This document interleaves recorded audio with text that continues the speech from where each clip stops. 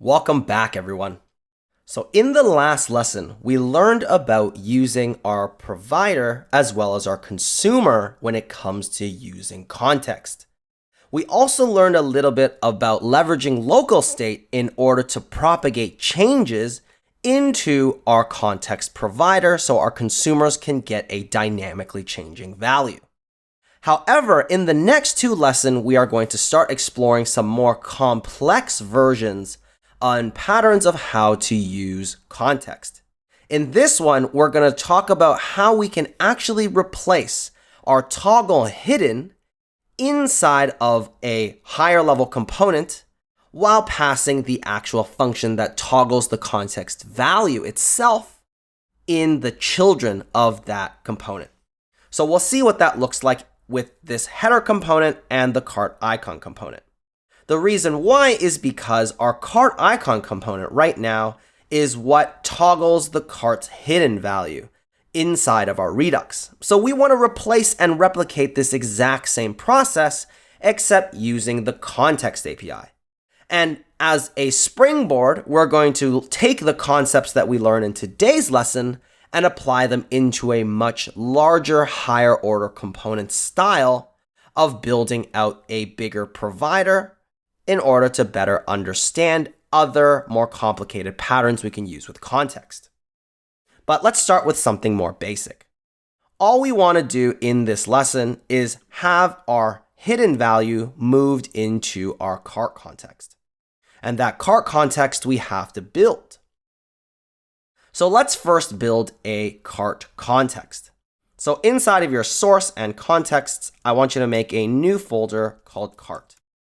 And inside of cart, you're going to make a new cart.context.js. Now, the actual cart context is going to be the same thing that we've done so far with all of our other contexts. We are going to import create context from React. And then what we're going to say is that cart context is equal to create context, except now what we're going to instantiate as the default value is an object, because we need to set both a value that we want the context to hold, but also the function that will end up updating that value. So in our case, we're trying to set a cart hidden value. So we'll just call it hidden, and by default, it will be false. Or sorry, actually by default, it's true because the cart is hidden by default. After we have this, we need to actually create the function that will toggle the hidden. But here we only want a default value for that toggle. We don't actually want to write the function yet because the function is going to be defined inside of a component's local state. The same reason that we had to do it with our user context is the same reason why we have to do it with our cart context. Because the parent component, we need to leverage its local state changes in order for these changes to propagate into our context. I'll talk about this more once we actually see it, just so that everyone fully understands what it is that we're trying to do. But here we're going to say toggle hidden is equal to some anonymous function that does nothing. And the reason we want to do this is because the default value of a toggle hidden should be an empty function. If we ever invoke this function from the context and there is no other function defined, like there's no new function defined for toggle hidden, we don't want an error to be thrown. Because if the default value of this is null, you cannot invoke a null object. So we're going to put an empty function whenever we need to use a function. Now what we'll do is we will export this out as the default value. And then we're going to pull this into our header component. So inside of our header component, simply import in that new context that we made. So our cart context. And now that you have the cart context, we're going to need to leverage our local state in order to actually propagate changes into that cart context value. The same way that we did it with our app.js when we had to create a set state for current user. So what we'll do here is we will instantiate our values using the useState hook. And what we want to do is we want to store that hidden value on our local state of our header component. And the reason why we want to do this is because the cart icon is a child of this component. Therefore, we need the state changes to be in the parent. As you might have noticed at this point, after all of these hierarchy component lessons we've done, changes need to propagate from top down. So let me actually look at this diagram so we have a better understanding of it. Let's say this is our header component. And let's say this is our cart icon component. And this is our cart dropdown component. This cart dropdown relies on the hidden context value that we just set in order for it to either display or hide. The display or hide occurs at this component level, the header. So the header is actually the component that needs to have access to the context provider, because we need to put the value of whether or not it's hidden or not at some level where we can both access setting it from one of its children, which is our cart icon, but also the value that it'll end up being, which is the hidden Boolean value inside of this cart dropdown. So by putting it in the common ancestor, we need to leverage this component's local state changes whenever we call setState, which will propagate and set the new value in both the consumer but also in the provider. Now, if that sounds confusing, just watch me code this out and then hopefully it'll make more sense, because this part is definitely a little bit more confusing when you're looking at React for the first time. This context is really a much greater feature when you have a really solid understanding of how JavaScript actually renders and updates its components. So what we need to do here is we need to leverage local state. And we're going to get both a hidden value and a toggle hidden value from useState, and then setting the default value to whatever it was that our default value was in our cart context. So here we want to say that it's true. Now, instead of toggle hidden, actually this is set hidden. And we are now no longer going to leverage passing it in through Redux. So just remove this, and we'll remove those Redux bindings later.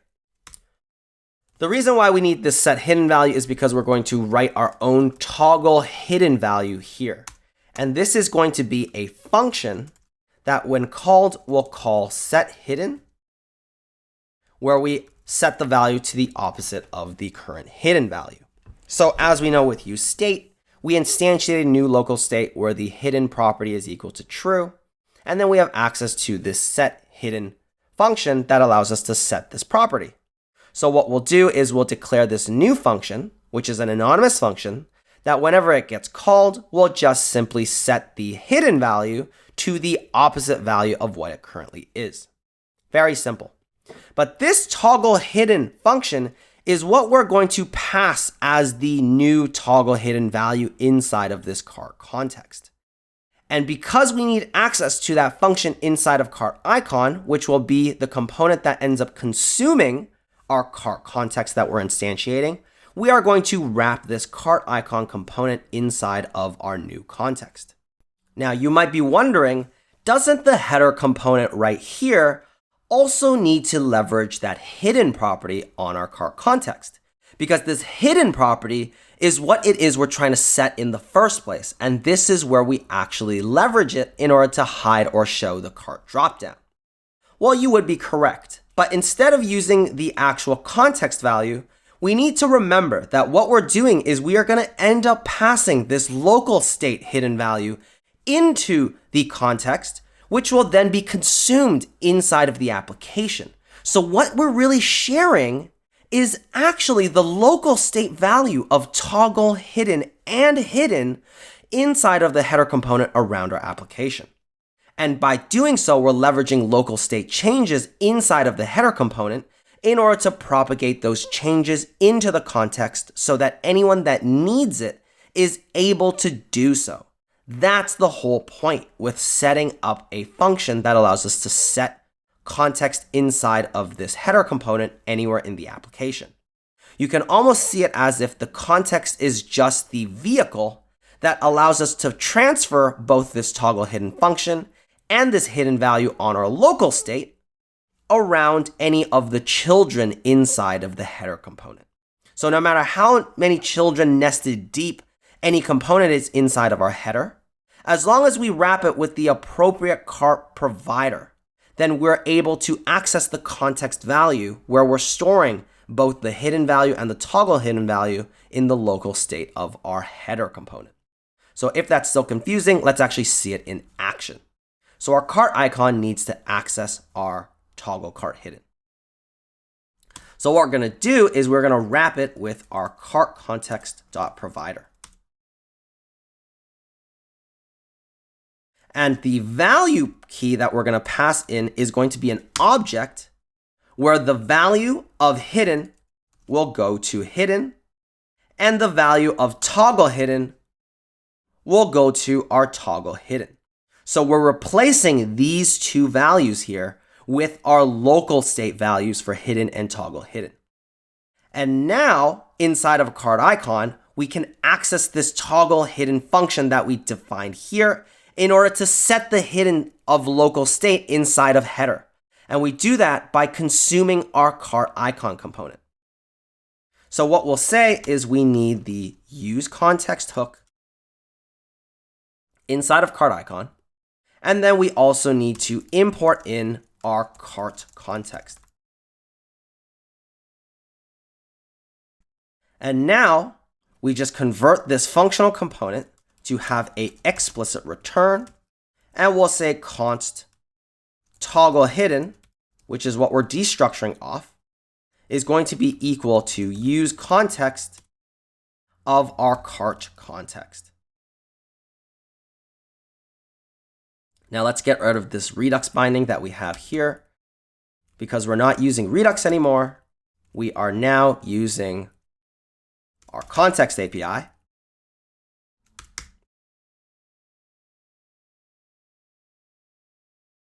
Now inside of our cart icon, we are pulling in the toggle hidden value. And the toggle hidden value of our cart context is being set as the toggle hidden function of our header component, because we pass that in along with our hidden value into our cart context provider.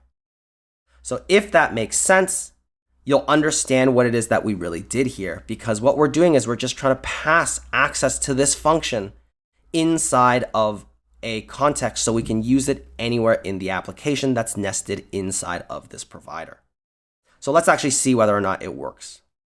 So now if we hit this, we'll see that we're toggling it and we're not firing that Redux action anymore, because now we're leveraging our context API and that new toggle hidden function that we wrote. So hopefully that makes sense, because we are going to extrapolate on this concept pretty deeply. In order for us to pass around any of the toggle values into our application, if we want to set values inside of our context, we're going to have to leverage a very similar pattern. We need a component at a very high parent level that has access to local state.